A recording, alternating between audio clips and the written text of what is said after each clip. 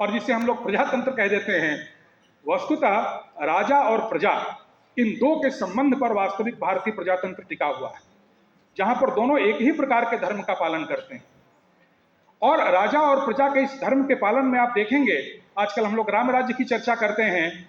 राम राज्य की प्रमुख विशेषता यह है कि भगवान राम अपनी समस्त अयोध्यावासी प्रजा की मोक्ष की कामना के साथ राज्य करते हैं। वो जो केंद्रीय प्रश्न है आत्मबोध का प्रश्न, वो आत्मबोध के प्रश्न से हमारा समूचा जनजीवन आच्छादित हो, प्लावित हो, ये भगवान राम की चिंता के केंद्र में है। और इसीलिए भगवान राम के यहाँ आप देखेंगे कि देवता और पितर संतुष्ट हैं, प्रकृति सौम्य है, प्रजा निश्चिंत है और राजा आश्वस्त है।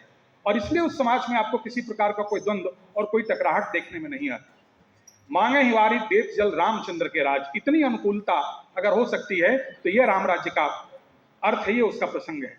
किसी भी मनुष्य का राज्य तो राम राज्य नहीं हो सकता, लेकिन प्रत्येक मनुष्य को यह चाहिए कि राम राज्य के जो आदर्श हैं उन आदर्शों को यथासंभव जहां तक हो सके अपने चरित्र में उन्मीलित करने की चेष्टा करें। यह वस्तुतः जो भारतीय जीवन विधान है, उस भारतीय